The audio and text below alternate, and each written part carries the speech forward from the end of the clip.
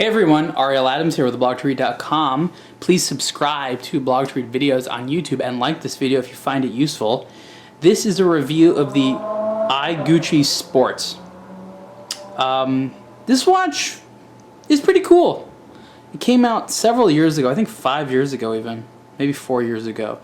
And when it came out, I was like, oh, another product with just I stuck before the name, because this is like around when the I think this was just after, like a year or so after when the iPhone came out, and so everything was like I this, I that, and so when they had like Gucci, I was like, okay, but you know, years later it doesn't sound so bad, but at the time it was like it was getting cliche. So this is the sport model, and I haven't actually tested out all the watches over the years, but I think they've evolved a little bit since the original came out.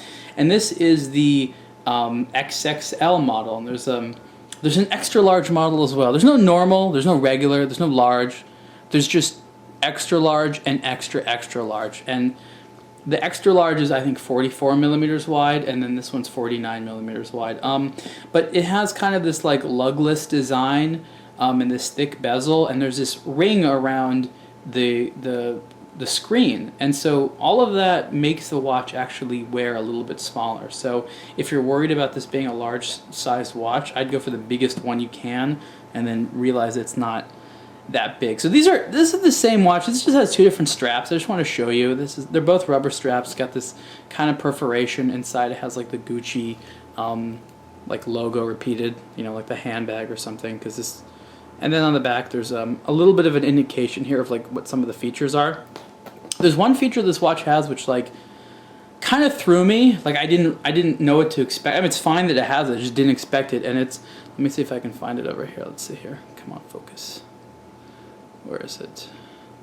There we go. It's off. It's a pedometer, which, you know, measures all the steps you take, like a walking counter. It's a sport watch and it has a pedometer. So when you are like shopping in Abu Dhabi wearing this, you'll know how many steps you took on the mall. So that's, you know, that's great. That's cool. And then it has a lot of other features as well. It has a chronograph, 2 chronographs, countdown timer. This is like a speed measuring device. I think they want you to use it for sailing or something like that. I don't sail, so I don't know how to use all those functions. This is obviously world time, and there's a default screen. The default screen is it's kind of cool. It's quirky. Basically, what you see here is 2 times. I have it actually set to the same time zone, but you have a time on the top and a time on the bottom, and this is in 24-hour format. You can change it as well.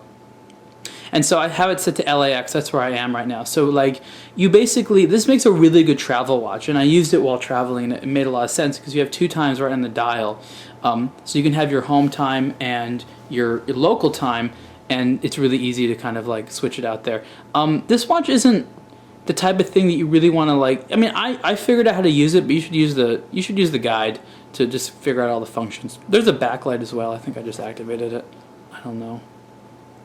Backlight's okay, it's pretty cool. You know, this is one of those like what they call negative LCD screens, where it's like black background, but they wanted to have orange versus that kind of like pale green. And it's fine. I find it to be legible. I was worried about the legibility, but I find it to be pretty legible. This case, it's a steel case. There's also like a PVD black version as well. It's nice, you know, the buttons are nicely integrated, it's well made. Has this kind of like metal, I don't know, like segment here to connect the rubber parts of the strap. I don't know why it's there because it's not particularly movable, maybe a little bit. I think it's to sort of protect this area from like bending too much, but that's what that is. I actually, to be honest, I really got a kick out of this watch. I wasn't really sure what to make of it. I was excited about reviewing it, and when I got it, I was like, oh, this is kind of interesting. And then I wore it, and I found that it was comfortable and easy to use. And as a travel watch, it really kicked ass because it had both of those times. Did I just put it on upside down? I totally put my watch on upside down. That's really embarrassing when that happens. So it's got that butterfly style clasp here. So one thing I wanted to mention that is, I don't know, quirky. Well, you see here how they try to fit everything in the round dial. So basically you have, you know, 2130, 2140. This one has 2 different times, you can see how I have it. So like the middle numbers are biggest and the outer numbers are smallest, and that's kind of like confuses me because I think that they're like not related to the other numbers.